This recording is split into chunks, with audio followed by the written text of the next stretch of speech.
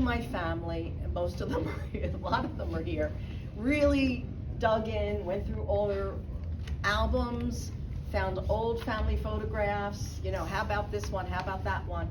And I was able to go through and find little packets of photos that I could then, you know, translate into paintings.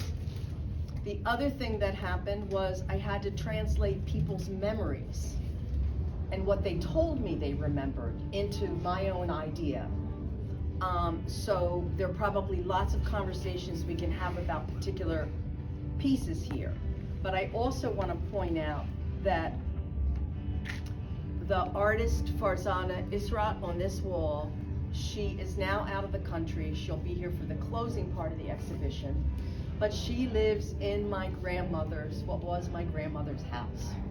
So imagine as an artist, we knock on a door, they invite us in, Don has his camera, and we not only get invited in, we are welcome to take pictures anywhere in the house.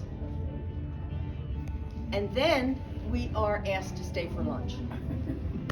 So Stephanie and Don and I sat at my grandmother's dining room table 50 years after any of us, you know, had been there, having lunch. It was just the whole, when anyone asked me what was happening, I'd say it was magical. It really was a magical situation for me to do that. Not only to go back in time and see that the chandelier was still the same and the light switch was still the same, you know, it was just like little touchstones of its remembering, but also really getting to honor the people that live there now.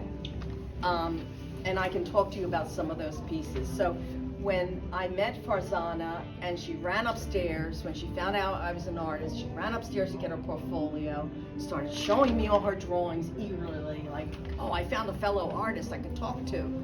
I said, you're in the show with me. And she goes, what? And I said, you're in the show with me, get to work. And so then I asked my cousins who don't consider themselves artists, Stephanie, my cousin Dennis, who will be here, and they stepped up to the plate and I said, just do a drawing. I don't care what it looks like, just do a drawing. They contributed drawings.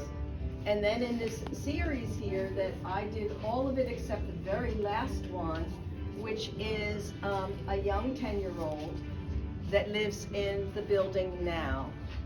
And I sent her a little just an outline drawing of the building, and I said, this is where you live, it's your building, draw on top of it. And so she added to that. So I felt like I was supported with the artwork as well. People really helped me out with the artwork, which is kind of cool.